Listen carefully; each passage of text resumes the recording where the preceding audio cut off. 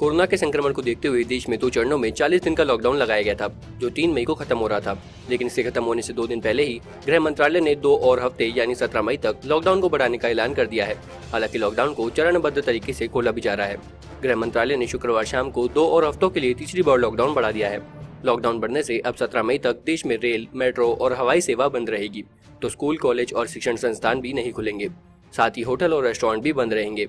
धार्मिक स्थल भी बंद रहेंगे। 17 मई तक मॉल, जिम और सिनेमा हॉल भी बंद रहेंगे। यह व्यवस्था सभी तीनों जोन में लागू रहेगी। हालांकि लॉकडाउन बढ़ाने के साथ साथ चरणबद्ध तरीके से छूट भी दी गई है। गृह मंत्रालय के दिशा निर्देशों के अनुसार रेड जोन की तुलना में ग्रीन जोन और ऑरेंज जोन में पड़ने वाले जिलों में थोड़ी राहत दी गई है। कोरोना वायरस से जंग के बीच देश में गृह मंत्रालय ने शुक्रवार शाम को 2 हफ्ते के लिए तीसरी बार लॉकडाउन बढ़ा दिया है। लॉकडाउन बढ़ने से अब 17 मई तक देश में रेल, मेट्रो और हवाई सेवा बंद रहेगी। शिक्षण संस्थान भी नहीं खुलेंगे। साथ ही होटल, रेस्टोरेंट और धार्मिक स्थल भी बंद रहेंगे। इसके अलावा शराब और पान मसाले की बिक्री के संबंध में एक बड़ा ऐलान किया गया है। दरअसल कोरोना संकट से निपटने के लिए देश में 17 मई तक लॉकडाउन बढ़ा दिया गया है। इस बार बढ़ाए गए लॉकडाउन में कई रियायतें भी दी गई है। इनमें शराब की बिक्री को मंजूरी भी दी गई है। हालांकि इसके लिए कुछ नियमों और शर्तों को रखा गया है।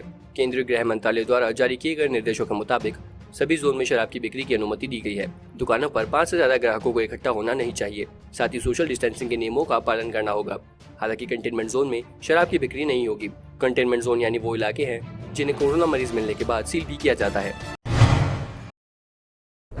वैसे तो 3 मई को लॉकडाउन की अवधि पूरी हो रही थी, लेकिन एक बार फिर इसे 2 हफ्ते के लिए बढ़ा दिया गया है। मतलब ये कि अब 17 मई तक लॉकडाउन लागू रहेगा। इस संबंध में गृह मंत्रालय ने एक गाइडलाइन भी जारी कर दी है।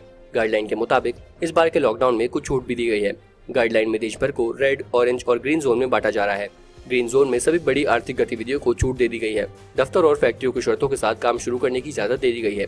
उदाहरण के लिए इन दफ्तरों और फैक्ट्रियों में सोशल डिस्टेंसिंग का पूरा ख्याल रखना होगा। इसके अलावा कार्यस्थल को समय समय पर सैनिटाइज करना होगा। यहाँ स्पष्ट कर दे कि राहत सिर्फ ग्रीन जोन के इलाकों के लिए है। अमेरिकी राष्ट्रपति डोनाल्ड ट्रंप ने स्पष्ट किया है कि कोरोना वायरस जैसी गंभीर बीमारी के मामले में चीन ने जो लापरवाही की है, उसके बाद चीन के सामने बढ़े हुए टैरिफ झेलने का ही एकमात्र रास्ता बच जाता है। ट्रंप ने शुक्रवार को उस सवाल के जवाब में यह बात कही है जिसमें चीन पर दंड स्वरूप टैरिफ बढ़ाने की बात कही जा रही थी। ट्रंप ने कहा, निश्चित तौर पर यह एक विकल्प है। हम लोग देख रहे हैं कि आगे क्या होने जा रहा है। चीन के नजरिए से बहुत कुछ हो रहा है। जो कुछ हुआ है निश्चय ही उससे हम लोग खुश नहीं हैं। सभी 182 देश के लिए ये बुरा दौर है।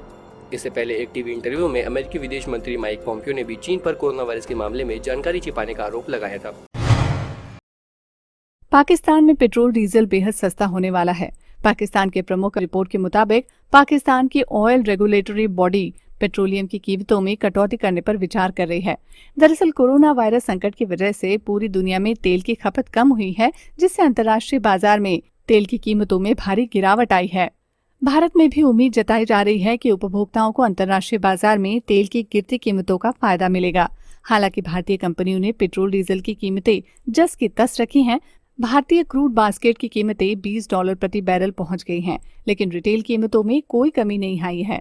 वहीं पाकिस्तान की oil and gas regulatory authority petroleum पदार्थों की कीमतों में करीब 57% की कटौती करने की योजना बना रही है। एक अधिकारी के मुताबिक डीजल की कीमतें प्रति लीटर 33.94 और पेट्रोल की कीमत प्रति लीटर 20.68 रुपए तक घटाई जा सकती है। रिपोर्ट के मुताबिक अंतर्राष्ट्रीय मुद्रा कोष से परामर्श लेने के बाद नियामक संस्था इस मामले पर फैसला करेगी।